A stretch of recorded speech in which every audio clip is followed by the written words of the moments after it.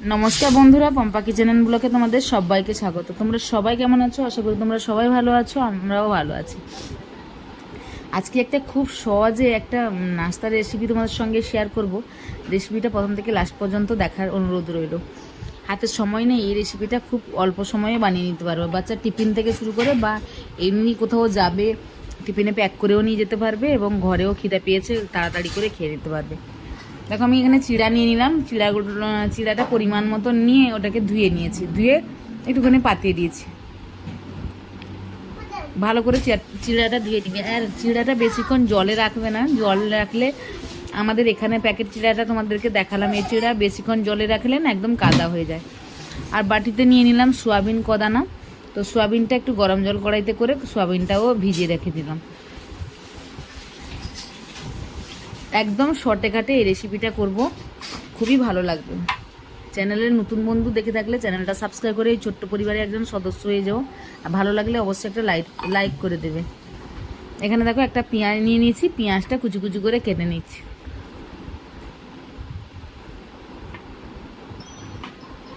আর দুটো ক্যাপসিকাম নিয়েছি, দুটো ক্যাপসিকামগুলোকেও কুচি কুচি করে কেটে নেবো একই রকমভাবে। আর কিছু সবজি দেইনি, কারণ সময় নেই, তাড়াহুড়া করে করছি। ছেলের টিফিনে দিব সকালবেলা, তাড়াহুড়া করে করছি। এটা তোমরা ছেলেদের বাচ্চাদের টিফিনেও দিতে পারো।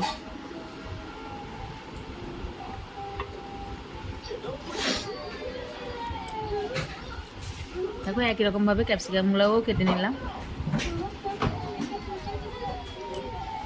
চিড়াটা গ্রামের দিকে চিড়াগুলো না একটু শক্ত টাইপের হয়, আর এখানকার যে চিড়া একদম নরম হয়। একটুখানি যদি জল পড়ে যায় তাহলে কাদা হয়ে যাবে, কাদা হয়ে গেলে আবার ভালো লাগে না খেতে।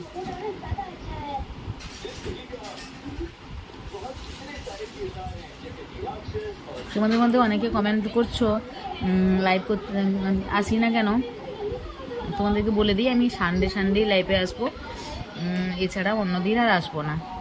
অন্যদিন প্রতিদিন আমাদের রেসিপি ব্লগ এগুলোই শেয়ার করব, তোমরা গিয়ে অবশ্যই দেখবে। দেখো কড়াইটা গরম হয়ে গেছে, কড়াইয়ের মধ্যে বাটার দিয়ে দিলাম। বাটার দিয়ে কিছুটা কাজু ভেজে নেব।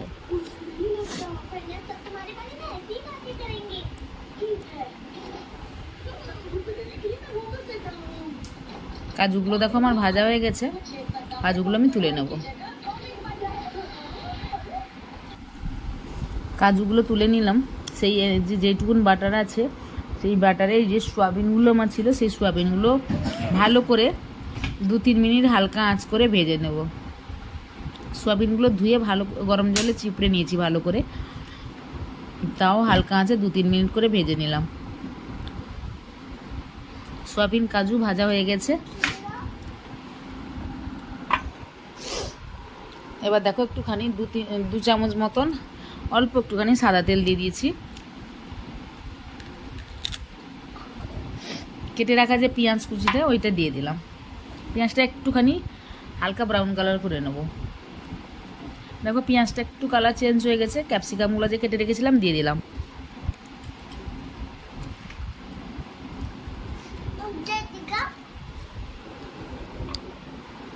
ক্যাপসিকামে একটুখানি নুন দিয়ে দিলাম, তাড়াতাড়ি একটু নরম হয়ে যাবে।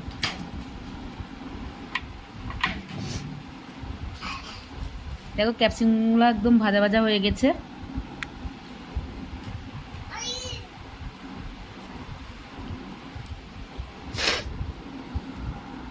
একটা টমেটো কেটে রেখেছিলাম, দিচ্ছি। একটা টমেটো কেটে রেখেছিলাম, টমেটোটার কুচিটা দিয়ে দিলাম।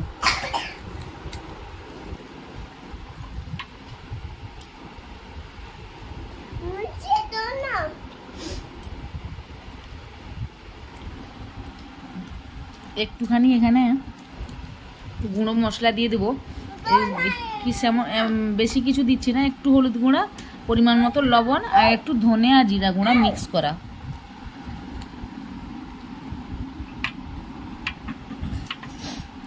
দিয়ে একটুখানি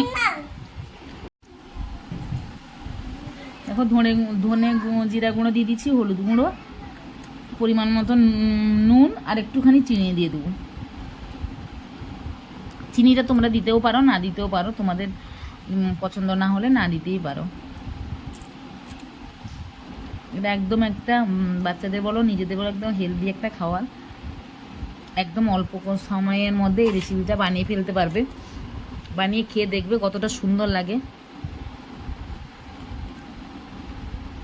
এতে তোমরা অন্য আরও কিছু সবজি অ্যাড করতে পারো। আমার কাছে সবজি ছিল আর বেশি কিছু দেইনি, শুধু ক্যাপসিকামটাই দিলাম।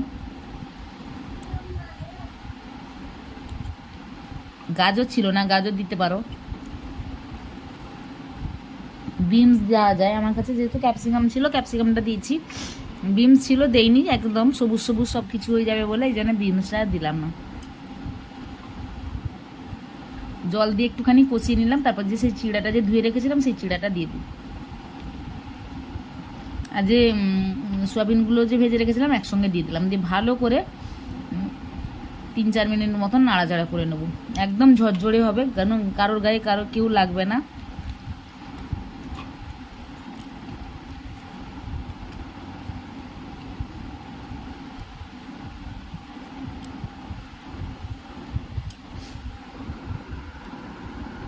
দেখো আমার একদম রেডি হয়ে গেছে।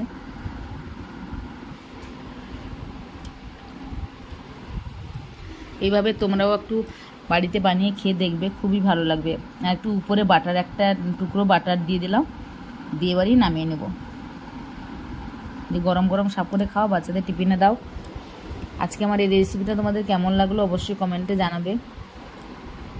ভালো লাগলে লাইক করবে, বন্ধুদের মধ্যে শেয়ার করে দেবে। নতুন বন্ধু চ্যানেলে দেখে থাকলে চ্যানেলটা সাবস্ক্রাইব করে এই ছোট্ট পরিবারের একজন সদস্য হয়ে যাবে।